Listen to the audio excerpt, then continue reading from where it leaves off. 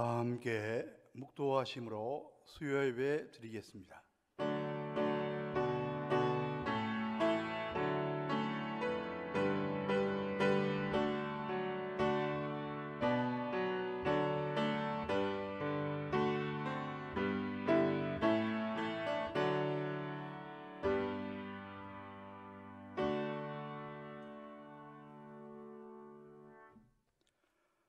나의 힘이신 여호와여, 내가 주를 사랑하나이다. 여호와는 나의 반석이시요 나의 요새시요 나를 건지시는 이시요 나의 하나님이시요 내가 그 안에 피할 나의 바위시요 나의 방패시요 나의 구원의 뿌리시요 나의 산성이시로다. 사랑과 은혜가 풍성하신 하나님 아버지, 오늘도 부족한 저희들에게 한 날, 새 날을 허락하시고 지금까지 하나님이 허락하신 현장에서 삶의 자리에서 맡은 바분을 잘 감당해 하심을 진심으로 감사드립니다. 이 시간 하나님과 약속한 시간, 저희들 마음과 정성을 다하여 예배 드리오니 이 예배를 흠양하여 주시고 머리 숙인 모든 주의 자에게는 약속의 말씀으로, 위로의 말씀으로, 소망의 말씀으로 가득 채워 주시옵소서.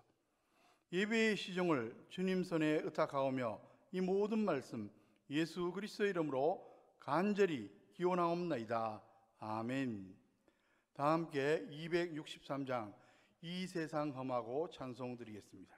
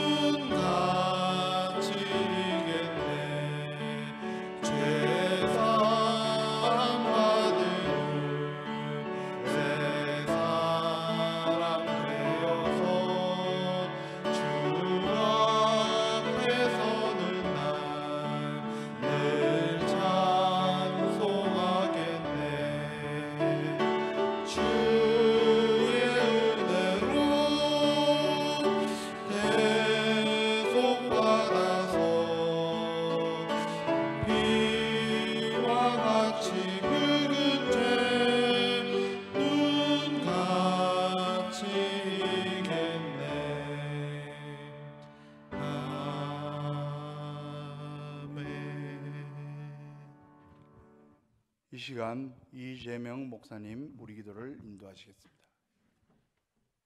기도하겠습니다. 언제나 우리와 함께 하시고 사랑으로 우리를 돌보신 하나님, 이 시간 주님께 예배를 드릴 수 있게 인도하여 주시니 감사합니다. 여러 가지 삶의 문제들을 잠시 내려놓고 이 시간 마음을 다하여 아버지 하나님께 나아가는 귀한 시간 되게 인도하여 주시옵소서. 하나님, 지난 3일간을 돌아보며 기도합니다. 베풀어 주신 은혜가 크고 보호하여 주신 사랑이 한이 없지만 우리의 시선은 내 삶의 문제들을 향하여 있었고 입술에는 불평이 가득했습니다. 우리의 마음에는 욕심이 많았고 우리의 생각 속에는 두려움이 가득하고 우리의 행동에는 짜증이 있었습니다. 연약한 우리를 돌보시고 주님을 바라보게 하여 주시옵소서. 찬양하는 인생 되게 하여 주시옵소서. 욕심을 버리고 두려움을 이기고 평안을 누리는 인생 되게 주님 인도하여 주시옵소서. 사랑의 주님, 아직도 코로나 바이러스로 인해 사회가 어려움에 있습니다. 성도들의 삶도 어려움 가운데 있습니다. 이 모든 어려움들을 이기게 하여 주시고 어서 속히 이 질병이 끝나게 인도하여 주시옵소서. 다시 사회가 정상으로 돌아가고 성도들이 하나님의 전에서 찬양하고 기도하게 하여 주시옵소서. 이 시간 비록 온라인으로 하나님께 예배를 드리지만 우리의 예배를 기뻐 받아주시고 주님 앞에 합당한 예배되게 인도하여 주시옵소서. 하나님의 말씀을 대언하시는 목사님을 붙들어 주시고 성령으로 충만케 하여 주시옵소서. 우리의 예배를 기뻐 받으실 하나님을 찬양합니다. 주님, 우리의 예배를 기억하여 주시옵소서. 우리 주 예수 그리스도의 이름으로 기도합니다. 아멘.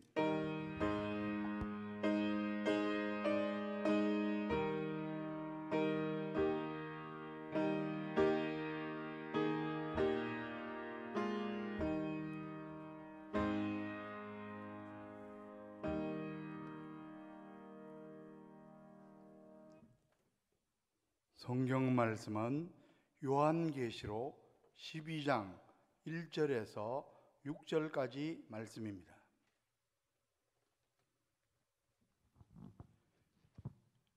요한계시록 12장 1절에서 6절까지 말씀을 저와 여러분들이 한 절씩 교독하도록 하시겠습니다.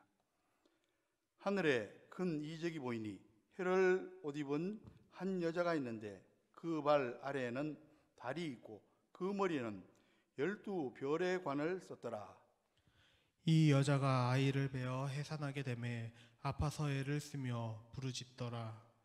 하늘에 또 다른 이적이 보이니 보라, 한 큰 붉은 용이 있어 머리가 7이요 뿔이 10이라. 그 여러 머리에 7 왕관이 있는데 그 꼬리가 하늘의 별 3분의 1을 끌어다가 땅에 던지더라. 용이 해산하려는 여자 앞에서 그가 해산하면 그 아이를 삼키고자 하더니 5절 6절 말씀을 함께 읽겠습니다. 여자가 아들을 낳으니 이는 장차 철장으로 만국을 다스릴 남자라. 그 아이를 하나님 앞과 그 보좌 앞으로 올려가더라. 그 여자가 광야로 도망하며 거기서 1260일 동안 그를 양육하기 위하여 하나님께서 예비하신 곳이 있더라. 아멘.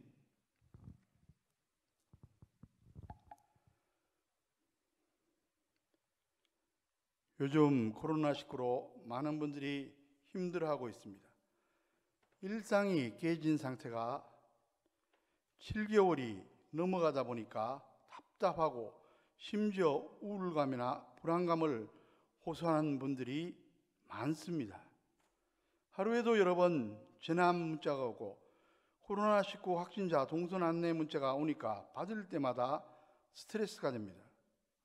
빨리 종식시켜달라고 늘 기도하지만 우리 마음대로 되지 않고 있습니다. 앞으로도 얼마만큼 기다림의 시간이 필요할지 모르겠습니다. 그뿐이 아닙니다. 개인적으로 이런저런 고난과 시련 가운데 힘든 시간을 보낼 때도 많습니다. 거기서 빨리 벗어나고 싶은데 내 뜻대로 되지 않습니다. 그러다 보면 심지어 이런 생각조차 듭니다. 도대체 하나님께서 지금 뭐 하고 계시지? 나에겐 관심이 없으신가? 그런 건 절대로 아닙니다. 하나님께서는 전능하시기 때문에 아무리 많은 사람들이 있어도 한 사람 한 사람을 1대1로 대해 주십니다. 적어도 우리가 예수님의 십자가 보배의 피로 구원받은 하나님의 자녀라면 차별하실 이유가 전혀 없습니다. 비록 내가 평범할지라도 하나님에겐 분명히 사랑받는 자녀입니다. 지금 우리는 코로나19의 컴컴한 터널을 지나고 있습니다. 언제 끝날지도 모르는 가운데 답답해하고 있습니다. 그러나 모든 터널에는 출구가 있듯이 언젠가 끝날 때가 있을 것입니다. 그때가 언제인지 지금 모르고 있을 뿐입니다. 하나님께서 침묵하신 것 같아도 우리를 다 지켜보고 계십니다. 우리의 믿음을 연단해 주고 계십니다. 이 분명한 사실을 확신함으로 소망 가운데 순종과 기도로 인내하며 기다리시는 저와 여러분 되시기를 주님의 이름으로 간절히 축원합니다. 여러분 꼭 기억하시기 바랍니다. 구원은 긴 과정입니다. 우리가 예수님을 구주로 믿고 구원받았다는 것은 그 과정 중에서 한 부분입니다. 믿음으로 의인이 되었습니다. 그것을 칭의라고 말합니다. 이때부터 법적으로 하나님의 자녀가 되는 겁니다. 그러므로 분명히 구원받은 겁니다. 과거적 구원입니다. 그런데 의인으로 인정받은 후에는 실제적으로 하나님의 자녀답게 하나님의 거룩한 형상을 닮아가야만 합니다. 점진적으로 변화되는 평생의 과정입니다. 이를 가리켜 성화라고 말합니다. 이것은 현재적 구원으로 계속 이루어 가야만 합니다. 그리고 마지막 종말의 날에는 우리가 완전히 영광스러워지는 영화를 이루게 되는데 말하자면 미래적 구원입니다. 여기까지 이루어져야 완전한 구원입니다. 그래서 사도 바울은 구원이 긴 과정임을 지적하며 이렇게 명령합니다. 빌립보서 2장 12절에서 항상 복종하여 두렵고 떨림으로 너희 구원을 이루라. 여기서 구원을 이룬다는 것은 성화를 이루어가는 것을 가리킵니다. 그리고 용어 몇 가지를 좀 구분해서 알아둘 필요가 있습니다. 종말이란 말과 더불어 흔히 말세라는 말을 자주 합니다. 종말은 인류 역사의 마지막 시점을 가리킵니다. 헬라 알파벳 마지막 문자 오메가를 사용해서 오메가 포인트라고 부르기도 합니다. 말세는 마지막 때의 일정한 기간을 가리킵니다. 즉 예수님의 초림과 재림 사이 기간에 해당됩니다. 그래서 1세기에도 말세라고 했는데 지금도 여전히 말세라고 하는 겁니다. 그런데 말세 가운데 종말에 아주 가까운 시기를 가리켜 말세 지말이라 말합니다. 그런데 중요한 것은 재림과 종말의 날을 정확히 모른다는 사실입니다. 예수님께서 친히 말씀하셨습니다. 마태복음 24장 36절에서 37절을 보시면 그러나 그 날과 그때는 아무도 모르나니 하늘의 천사들도 아들도 모르고 오직 아버지만 아시니라. 노아의 때와 같이 인자의 임함도 그러하리라. 여러분 성경이 재림일자를 알려주지 않은 이유가 무엇입니까? 인간의 죄성 때문입니다.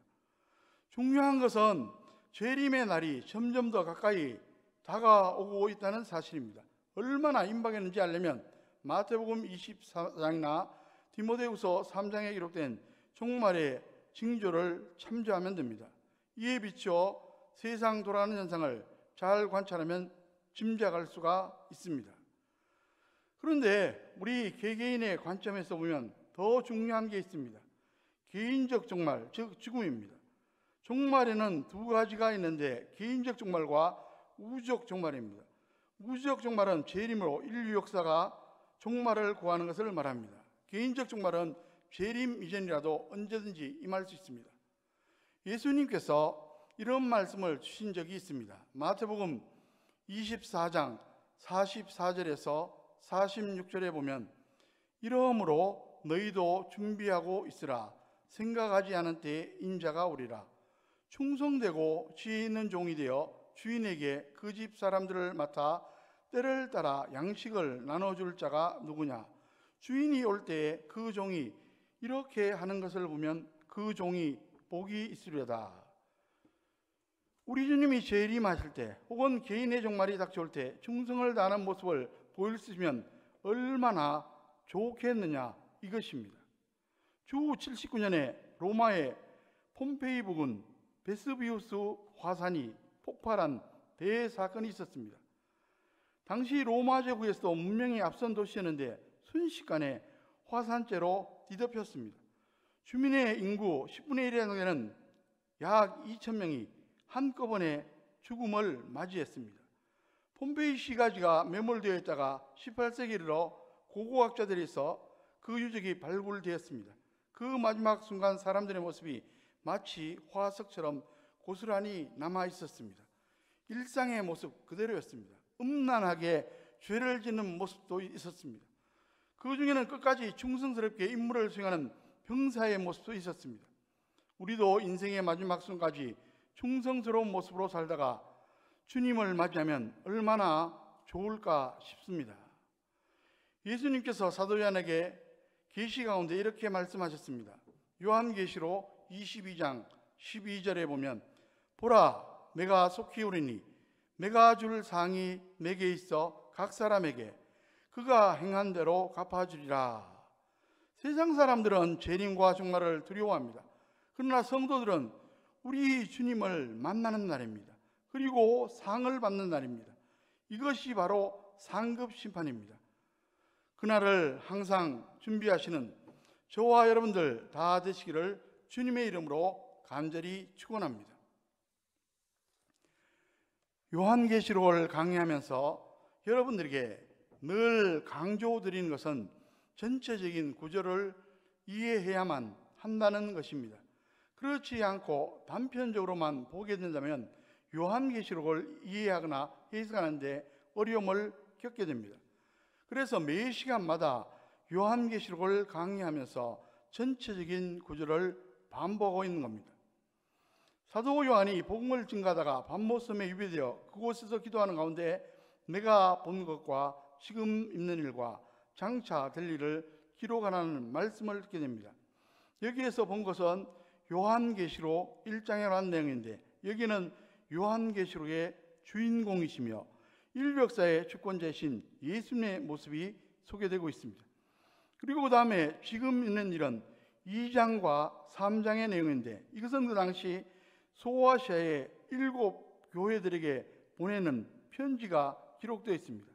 그리고 장차 될 일은 4장부터 시작해서 마지막 22장까지의 내용입니다. 따라서 요한계시록을 시간적으로 구분한다면 본 것과 지금 있는 일과 장차 될 일로서 과거, 현재, 미래로 3등분하여 구분할 수가 있습니다. 이 가운데 4장과 5장에는 하늘 보좌의 배경이 펼쳐집니다. 그리고 6장부터 16장까지에서는 7임과 7나팔, 7대접이라는 3대 재앙 시리즈가 등장합니다. 지금까지 우리는 7인의 재앙에 대해서는 살펴보았고 7나팔의 재앙을 살펴보는 중에 6째 나팔이 지나가고 7째 나팔 재앙이 나오기 전에 막간을 살펴보았습니다. 그런데 12장부터 14장은 3대 재앙 시리즈와는 관련 있는 또 다른 긴 환상의 내용을 다루고 있습니다. 한마디로 말해서 이것은 이전까지의 구조적인 형식을 깨뜨리고 있다는 것입니다. 즉 6째 나팔 재앙이 나오고 난 후에 막간이 펼쳐졌다면 이제는 당연히 남겨진 마지막 7대접의 재앙이 나와야만 합니다. 그런데 7대접의 재앙은 15장과 16장에서 나오고 12장부터 14장은 전혀 다른 환상들이 나오고 있습니다. 여러분 12장부터 14장을 해석하는 핵심 키워드는 영적 전쟁입니다. 그러니까 세상이 하나님의 심판으로 종결들까지 교회는 사탄과 그의 하수인들과 끊임없이 영적인 전쟁을 벌여야 한다는 것이 12장부터 14장까지의 핵심적인 내용입니다. 지난 시간에 말씀드렸지만 다시 한번 영적인 전쟁에 대해서 말씀드리겠습니다. 우리가 왜 영적 전쟁에 관심을 가져야 합니까? 세 가지 이유를 생각해 볼 수가 있습니다. 첫째로 영적 전쟁은 세계복음화의 절대적인 요소이기 때문입니다. 2차 대전 이후 세계 선교의 물결을 살펴보면 1950년대는 개인 정도를 강조했고 1960년대는 사회봉사를, 1970년대는 성경 공부를, 1980년대는 은사운동을 강조했습니다. 그러나 1990년대에 들어서서부터는 지금까지 계속 영적인 전쟁을 강조하고 있습니다.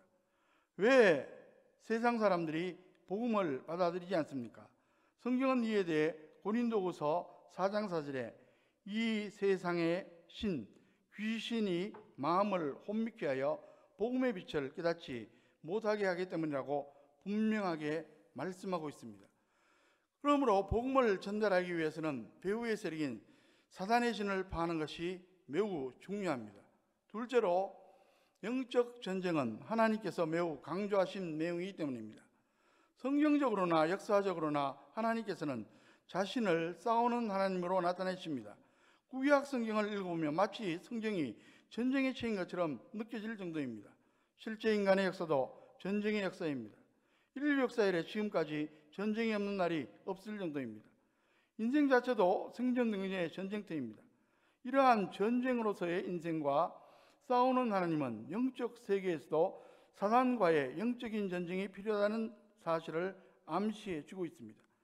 에베소서 6장 12절에 나오는 말씀을 보시면 우리의 씨름은 혈과 육을 상대하는 것이 아니요 통치자들과 권세들과 이 어둠의 세상 주관자들과 하늘에 있는 악의 영들을 상대함이라. 우리의 영적 원수가 바로 통치자들과 권세들과 이 어둠의 세상 주관자들과 하늘에 있는 악의 영들이라고 분명하게 언급하고 있습니다.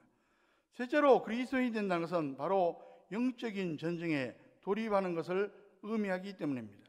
우리는 거듭나는 그 순간부터 원하든 원하지 않든 관계없이 영적 싸움에 참여하게 된다는 말씀입니다. 여러분, 여섯째 인을 떼고 보여주신 막간은 하나님의 백성들은 궁극적으로 보호를 받을 것이기 때문에 승리를 확신하라는 것이었습니다. 그런가 하면 여섯째 나팔 재앙이 끝나고 보여주신 막간은 불타는 세상 가운데서 마지막 순간까지 복음을 전파라는 권면이었습니다. 그런데 이 두 가지 메시지가 끝이 아닙니다. 장차 우리 주님께서 재림하시기 직전에 사단과 그의 하수인들이 엄청난 세력을 가지고 교회를 공격할 것입니다. 따라서 교회와 성도들은 그들과의 영적 전쟁에서 싸워 이길 수 있도록 응전의 태세를 취해야 한다고 말씀하십니다. 그것이 바로 12장부터 14장까지의 내용인 것입니다. 그리고 여기에서의 핵심 키워드는 조금 전에도 말씀드린 것처럼 영적 전쟁입니다. 여러분, 지금 매스컴을 통해서 보게 되는 지구상에서 일어나는 전쟁은 눈에 보이는 전쟁입니다. 그러나 눈에 보이지 않는 영적 전쟁이 일어나고 있다는 것을 우리는 알아야 합니다. 우리가 지금 예배를 드리고 있는 이 시간에도 사단이 어떤 방식으로든지 우리를 넘어뜨리려고 시도합니다. 그런데 옛말에 지피지기면 백전백승이라고 했습니다. 저걸 알고 나를 알면 100번을 싸워도 100번을 이긴다는 말입니다. 그렇기 때문에 우리가 영적 전쟁에 승리하려면 적인 사단의 세력을 분명히 알아야만 합니다. 그리고 우리 자신도 알아야 합니다. 뿐만 아니라 우리에게 힘을 주시는 분을 알아야 합니다. 그래야만 영적 전쟁에서 이길 수가 있습니다. 그래서 하나님께서는 이 땅에서 진행되고 있는 영적 전쟁의 실상을 보여주시면서 교회와 성도를 하여금 끝까지 싸워서 이길 것을 권면하고 있는 겁니다. 특별히 12장과 13장은 용과 두 짐승으로 대변되는 악의 세력에 대한 교회의 투쟁이 어떠해야 하는 것을 보여주고 있습니다. 그 가운데서도 12장에는 용의 도전이 나오고 그 용을 향해 투쟁해야 하는 교회에 대한 권면이 나오고 있습니다. 이와 같은 중심되는 내용을 머릿속에 기억하면서 이제 오늘 본문을 함께 살펴보겠습니다. 본문 1절을 다 함께 읽도록 하겠습니다. 12장 1절입니다.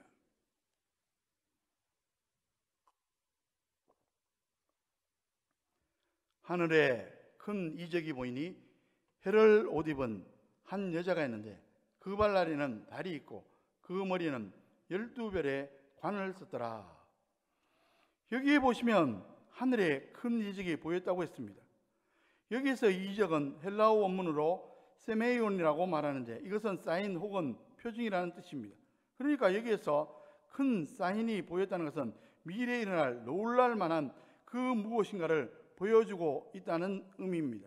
여러분, 하나님께서 사도 요한에게 보여주신 환상은 여자였습니다. 그런데 이 여자는 해를 옷 입었다고 말씀했습니다. 그리고 그 발 아래는 달이 있고 머리에는 12별의 관을 썼다고 말씀했습니다. 하나님께서는 이 여인을 통해서 분명히 무엇인가를 보여주시려고 하십니다. 여러분, 이 여인이 누구인가에 대해서는 여러 견해들이 있습니다. 첫째로 민족적 이스라엘을 가리킨다는 견해가 있습니다. 그렇게 주장하는 근거로는 여기에 나오는 해와 달과 12별이 창세기 37장에 기록된 요셉의 꿈을 연상하게 한다는 것입니다.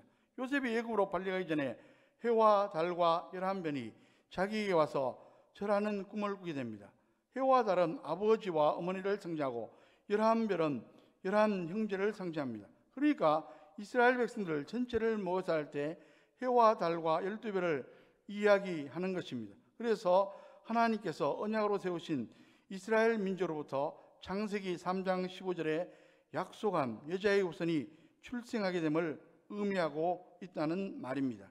그리고 그 여자는 아이를 낳기 전 심한 해산의 고통을 겪는다고 했는데 이것은 이스라엘 민족이 평온할 때가 아니라 힘들고 고통스러운 때에 메시아가 탄생하게 된다는 것입니다.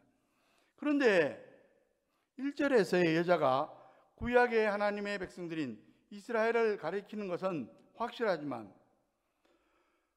오늘 본문 5절에 메시아의 승천 이유와 본문 6절에 1260일 동안 광야에서 양육을 받는 여자가 구약의 이스라엘 민족으로만 보기는 어렵습니다.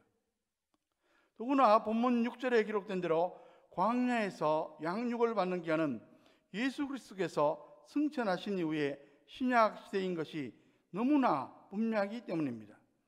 두 번째로 본문에서의 여인이 예수님을 낳은 마리아를 가리킨다는 견해도 있습니다. 그러나 이 여자를 마리아로 보게 되면 요한계시록 12장 전체를 문자적으로 해석해야 한다는 문제에 봉착하게 됩니다. 그리고 이것은 전체적인 해석을 어렵게 만듭니다. 무엇보다 본문의 여자가 마리아라고 한다면 그 여자가 광야에서 1260일 동안 양육받는다는 것은 무엇을 가리키며 용이 여자에게 물을 강같이 토하여 그 여자를 떠내려가게 하려고 한 것은 또 무엇을 가리키는 것인지에 대해서 설명할 수가 없습니다. 그러므로 본문에서의 여자는 상징적으로 보아야 합니다. 이것이 요한계시록의 문학적인 묵시문헌의 특징입니다. 묵시문헌에는 상징들이 많이 등장한다고 누차 말씀드렸습니다.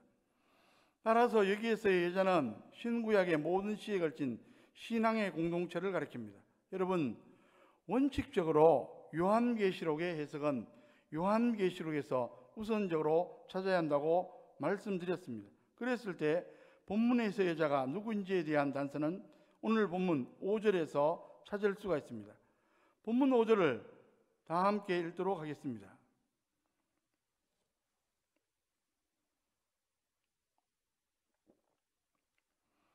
여자가 아들을 낳으니 이는 장차 철장으로 만국을 다스릴 남자라. 그 아이를 하나님 앞과 그 보좌 앞으로 올려가더라. 여기에 보면 여자가 아이를 낳습니다. 그런데 그 아이가 장차 철장으로 만국을 다스릴 남자라고 말했습니다. 저와 여러분이 지금까지 성경을 살펴보신 분으로서 장차 철장으로 만국을 다스릴 분은 누구입니까? 바로 예수 그리스도이십니다. 그러니까 혀를 입고 발 아래에는 달이 있고 머리에는 12별의 관을 쓴 여인이 진통하다가 아이를 낳았는데 그가 바로 예수 그리스도였습니다.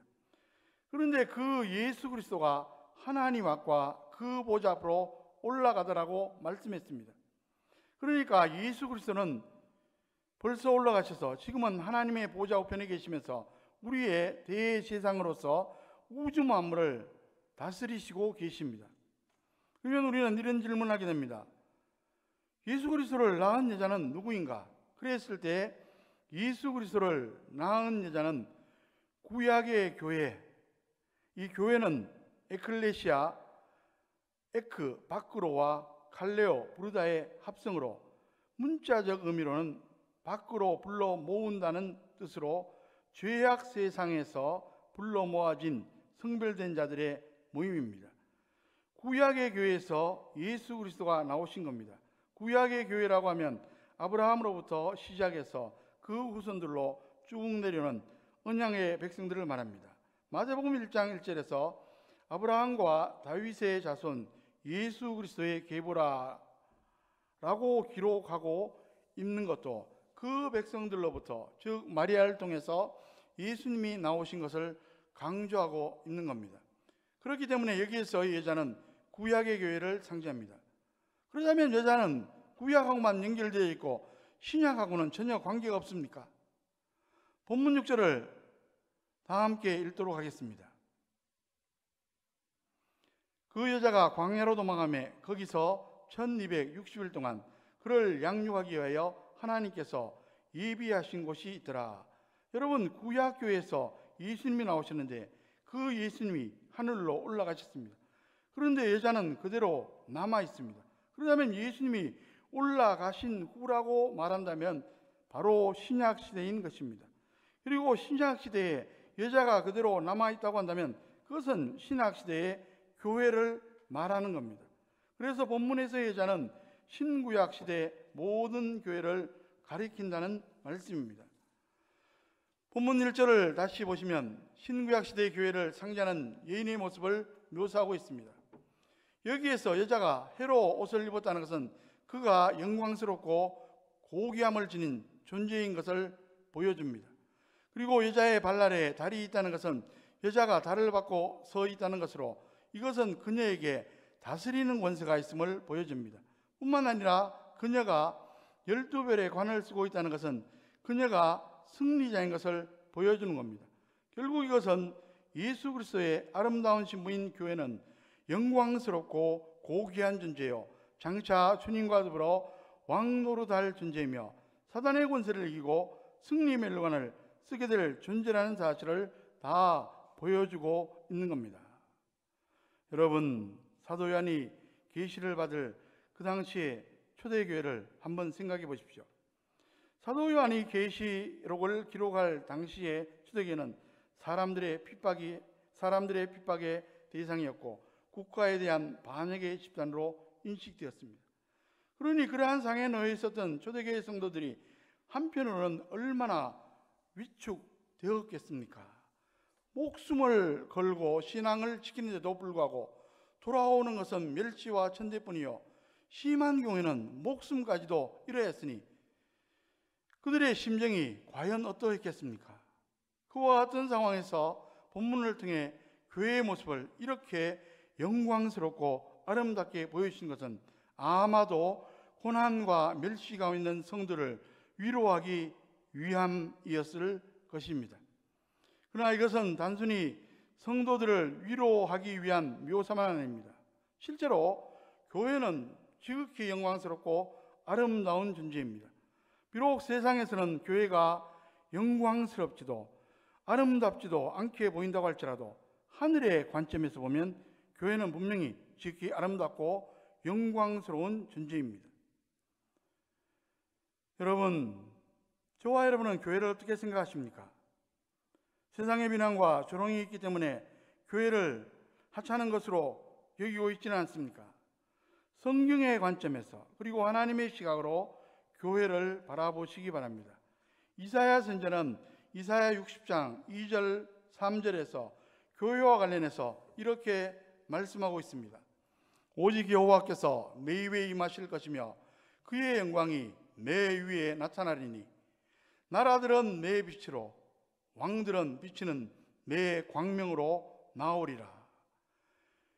이것이 우리 주님께서 피로 값주고 사신 교회의 실제적인 모습입니다.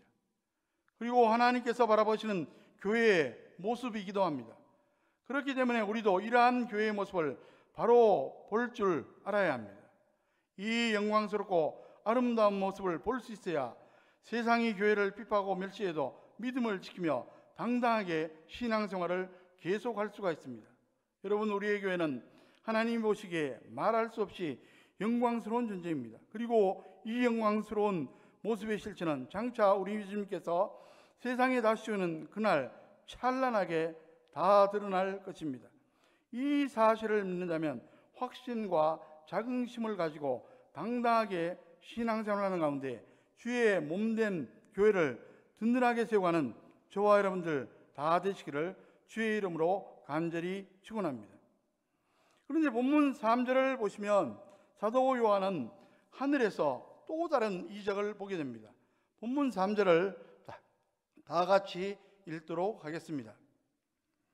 하늘에 또 다른 이적이 보이니 보라, 한 큰 붉은 용이 있어 머리가 7이요 뿔이 10이라. 그 여러 머리에 7 왕관이 있는데, 여기에 보면 1절에서 여자와 대조되는 용이 등장합니다. 이것은 장차 여자가 낳을 아이와 용, 그리고 여자와 용과 관련하여 어떤 사건이 일어날 것임을 암시하고 있습니다. 그런데 이 용이 큰 붉은 용이라고 말씀했습니다. 여기에서 큰에 해당되는 헬라어는 메가스, 커다란, 위대한, 그런 뜻으로 권세가 엄청나다는 것을 짐작하게 합니다. 그리고 붉은으로 번역된 피루로스는 대체적으로 살인, 학살, 살기 등 호전성을 자극하는 색깔이라는 점에서 본문에 언급되고 있는 용의 호전성과 공격성을 짐작할 수가 있습니다. 다시 말해서 성도들을 박해해서 죽여 그 피에 취한 용이라는 겁니다. 그렇다면 이 용은 무엇을 가리킵니까? 우리가 요한계시록을 해석하려고 할 때 가장 먼저 찾아봐야 하는 것은 요한계시록 자체 해석이라고 말씀드렸습니다. 오늘 본문은 아니지만 12장 9절 말씀을 보십시오. 큰 용이 내쫓기니 예뱀 곧 마귀라고도 하고 사단이라고도 하며 온 천하를 꿰는 자라. 그가 땅으로 내쫓기니 그의 사자들도 그와 함께 내쫓기니라. 여기에서 큰 용은 예뱀 곧 마귀라고도 하고 사단이라고 하는 해석이 등장합니다. 구약 성경에 보면 용이 악의 hin을 상징하는 것으로 등장하고 있습니다. 그러니까 아담과 하와를 유혹할 때 뱀을 통해서 역사했던 그 사단입니다. 이것이 큰 용으로 나와 있습니다. 사단으로 상대되는 크고 붉은 용이 7머리 10뿔, 거기다가 7 왕관을 쓰고 있다고 말했습니다. 그런데 여기에 묘사된 용의 모습은 요한계시록 5장 6절에서 묘사된 어린 양이신 예수 그리스도의 모습과 유사합니다. 5장 6절 말씀을 보시기 바랍니다. 내가 또 보니 보좌와 내 생물과 장로들 사이에 한 어린 양이 서 있는데 일찍이 죽임을 당한 것 같더라. 그에게 7뿔과 7눈이 있으니 이 눈들은 온 땅에 보내심을 받은 하나님의 7영이더라. 여기에 보시면 예수님께서는 7뿔과 7눈을 가지신 분으로 묘사되고 있습니다. 그런데 본문에서의 붉은 용도 7머리에 10뿔, 7 왕관을 쓰고 있다고 말했습니다. 사단이 예수님과 같아지려고 하는 모습을 보여주고 있습니다. 여러분, 머리는 주로 지식과 기능, 나아가서 권세를 상징합니다. 그런데 본문 3절에서 용이 7머리를 가지고 있다는 것은 그 용이 강력한 악의 세력임을 보여주고 있습니다. 더구나 왕관이 붉은 용의 머리에 얹혀 있는 것이 아니라 뿔에 얹혀 있다고 말했습니다. 왕관이 뿔에 얹혀 있다는 것은 단적으로 말해서 폭력에 의한 왕권의 정치를 의미합니다. 그리고 완전수와 충만수를 동반하고 나온 7머리, 10뿔, 10왕관은 모두가 막강한 정치적 권력을 상징하고 있습니다. 따라서 용이 7머리와 10뿔을 가지고 있다는 것은 그가 예수 그리스도의 비길 만큼 상당한 능력의 소유자라는 것을 또한 보여주는 것입니다. 그러나 오해하지는 마시기 바랍니다. 사단이 비록 대단한 능력을 가지고 있지만 그렇다고 해서 그가 실제로 예수 그리스도와 비길 수 있다는 말은 전혀 아닙니다. 예수 그리스도는 창조주이시지만 사단은 피조물에 불과할 뿐입니다. 그리고 중요한 것은 예수 그리스도는 인간에게 생명을 주시는 분이시지만 사단은 인간을 멸망으로 인도하는 자라는 것입니다. 그럼에도 불구하고 사단은 하나님과 비기려고 했을 만큼 또 예수 그리스도를 삼키려고 했을 만큼 대단한 능력의 소자인 것은 분명합니다. 그렇다면 7머리 10뿔을 가진 용의 권력이 얼마나 대단합니까? 본문 4절을 다 함께 읽도록 하겠습니다. 그 꼬리가 하늘의 별 3분의 1을 끌어다가 땅에 던지더라. 용이 해산하려는 여자 앞에서 그가 해산하면 그 아이를 삼키고자 하더니, 여기에 보시면 용의 꼬리가 얼마나 힘이 있는지 하늘의 별 3분의 1을 끌어다가 땅에 던진다고 했습니다. 그런데 이 우주 속에는 약 500억 조가 넘는 별들이 있다고 말합니다. 그 가운데 3분의 1이라면 얼마나 많겠습니까? 그러니까 이것을 문자 그대로 해석하기는 무리가 있다는 말입니다. 요한계시록 9장 1절에서 다섯째 천사가 나팔을 불니까 하늘에서 땅에 떨어진 별 하나가 있는데 그가 무저갱의 열쇠를 받았다고 했습니다. 여기에서 별은 타락한 천사 사단을 가리킨다고 말했습니다. 그러자면 본문에서 언급되고 있는 하늘의 별 3분의 1도 역시 천사의 자리에서 타락한 마귀의 세력을 가리킨다고 보아야 합니다. 그리고 3분의 1이라고 말했습니다. 사단이 천사들 가운데 상당수를 미혹하여 타락시킨 것을 의미합니다. 그리고 분명한 것은 7머리 10뿔을 가진 용이 꼬리를 가지고 별의 3분의 1을 끌어다가 던질 정도니까 대단히 강력한 힘을 발휘하고 있는 존재라는 것은 너무나 분명합니다. 여러분, 저와 여러분은 이러한 사단의 존재를 바로 알아야 합니다. 사단은 결코 호락호락한 존재가 아닙니다. 그는 지금도 우는 사자와 같이 삼킬 자를 찾아 두루 헤매고 있습니다.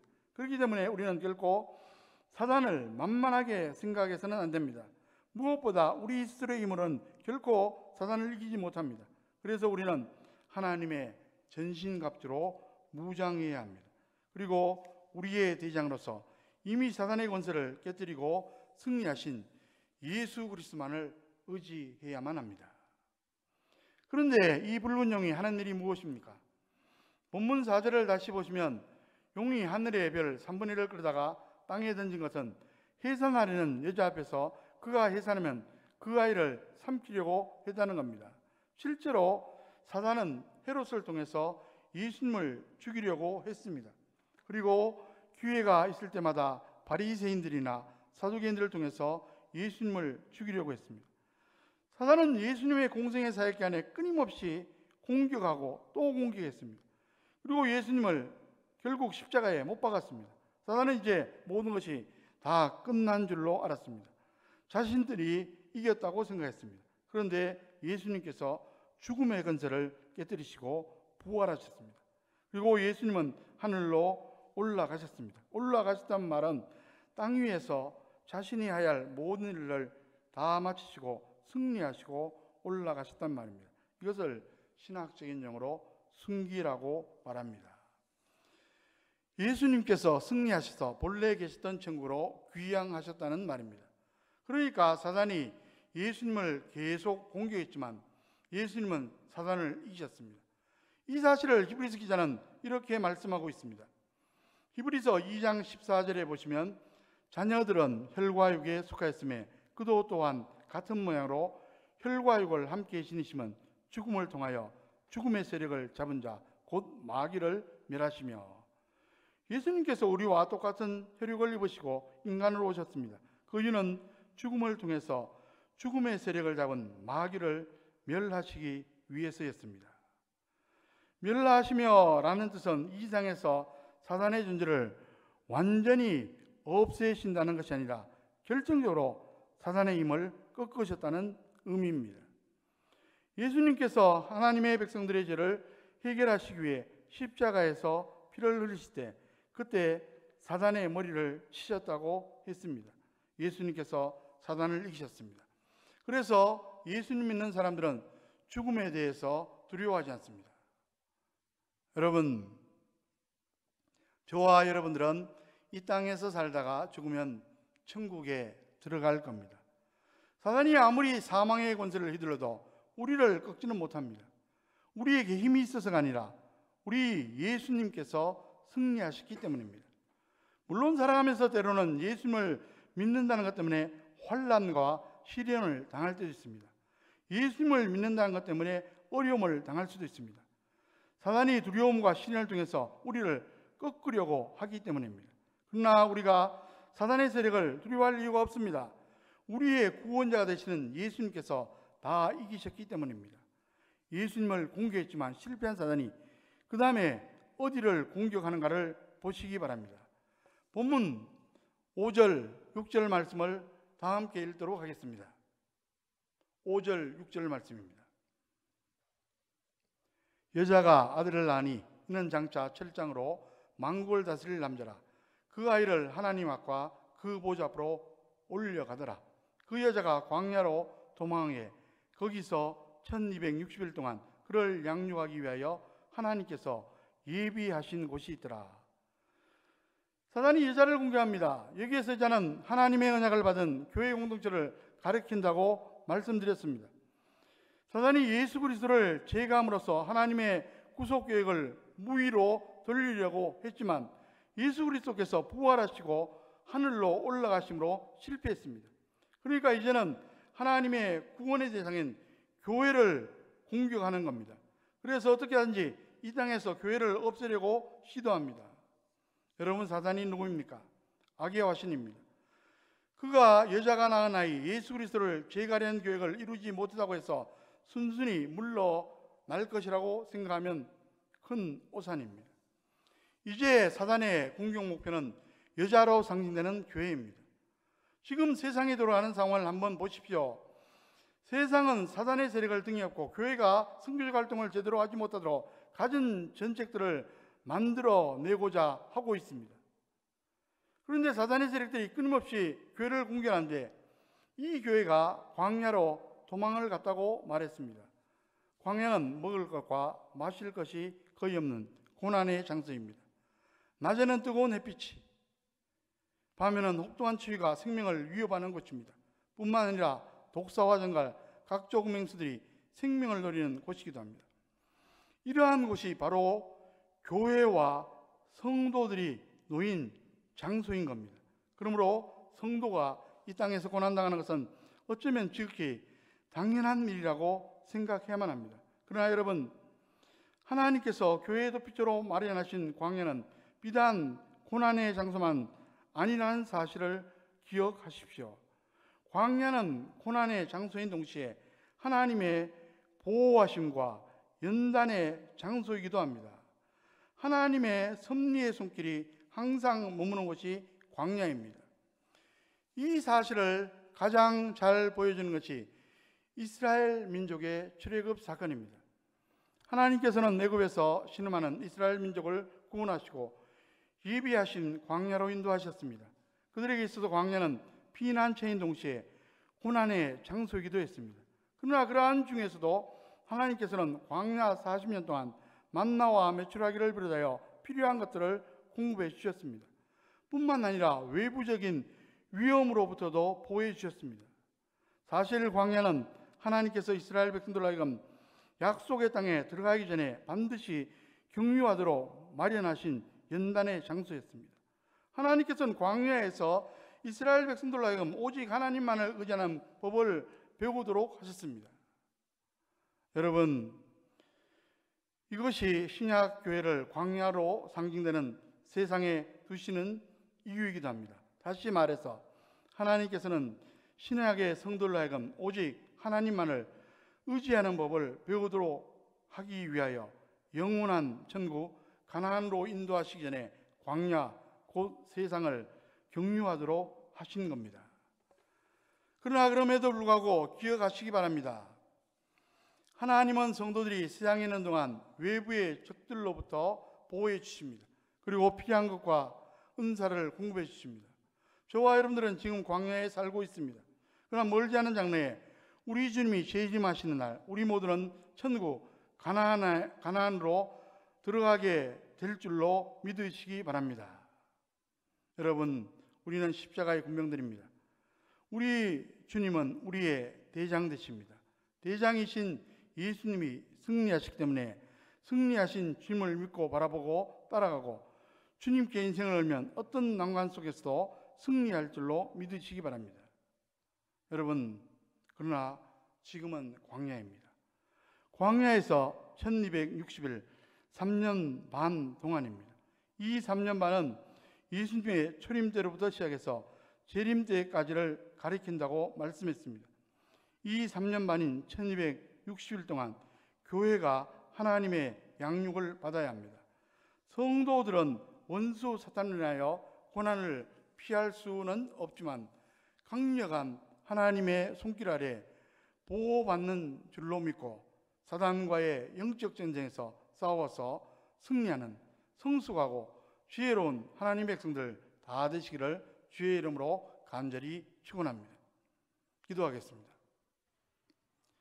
하나님 아버지, 저희들 복잡하고 어려운 요한계시록을 좀 구체적으로 보고 있습니다. 우리가 이해할 수 있도록 성령께서 함께하여 주시옵소서. 우리는 지금 광야에 있습니다. 천국 갈 때까지 사단 마귀의 세력과 영적 전쟁에서 승리하는 충성들인 하나님의 자녀들이 다 될 수 있도록 인도하여 주시옵소서. 이 시간 특별히 간구합니다. 각자의 처소에서 현장에서 온라인으로 예배드리고 있습니다. 온라인으로 예배드리지 못하는 분들도 있습니다. 주님, 특별히 그들 가운데 환자들을 기억하시고 하나님께서 특별한 은혜로 역사하여 주시옵소서. 특별히 코로나19로 인해서 여러 가지 신체적인 질병도 우울증도 있고 또 경제적인 어려움도 함께 가지고 있는 분들도 많이 있습니다. 주님께서 동행하여 주시옵소서. 이 어려움을 극복할 수 있도록 용기도 주시고 지혜도 주님의 크신 능력으로 함께하여 주시옵소서. 예수 그리스도의 이름으로 간절히 기도하옵나이다. 아멘. 다 함께 325장 예수가 함께 계시니 찬송 드리겠습니다.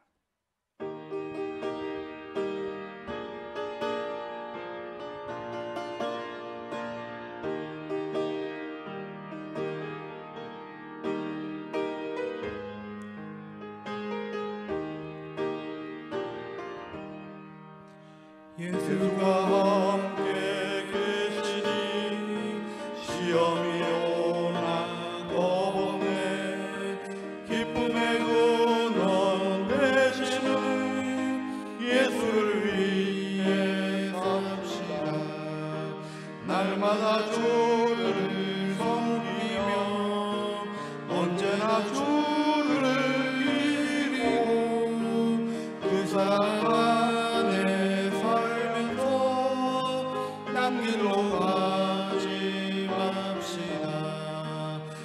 세상 사는 동안에 주 이름 전파하면서 무한한 복락 주시는 예수를 위해 삽시다. 날마다 주를 섬기며 언제나 주를 기리고 그 사랑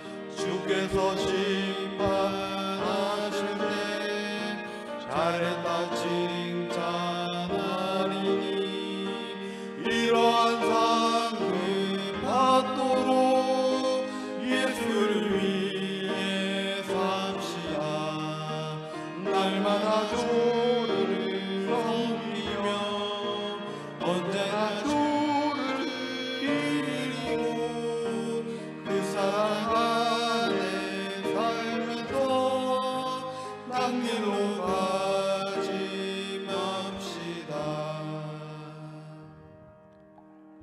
기도하겠습니다. 이제는 교회의 머리 되시는 우리 주 예수 그리스도의 은혜와 독생자를 십자가 희생의 제물로 삼아 우리를 죄와 사망 가운데서 건져 영원한 천국의 삶을 얻게 하신 하나님 아버지의 극진하신 사랑하심과 범사에 우리의 삶을 인도하시며 우리의 삶이 합력의 서선을 이루며 형통하도록 역사하시는 성령님의 교통하심과 축복하심이 이 자리에 함께한 모든 심령들 위해, 이들의 가정, 자녀 후손들 위해, 지금 현장에서 온난 예배 드리는 우리 장안교회 성도들 심령 위에, 그 가정 위에, 자녀 후손들 위해, 특별히 육신의 어려움으로 온라인 예배 드리지 못하는 장안교회 건축들 주님께서 함께 하시기를, 지금부터 영원토록 함께 하시기를 간절히 축원하옵나이다. 아멘.